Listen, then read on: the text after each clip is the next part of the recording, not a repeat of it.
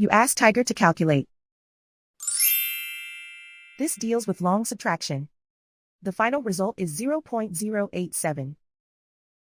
Let's solve it step by step. Rewrite the numbers from top to bottom, aligned by their place values. Put zeros in the blank number places. Subtract the numbers using long subtraction method.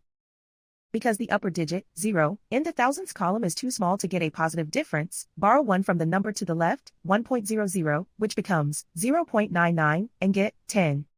10 minus 3 equals 7. 9 minus 1 equals 8. 9 minus 9 equals 0. 0 minus 0 equals 0.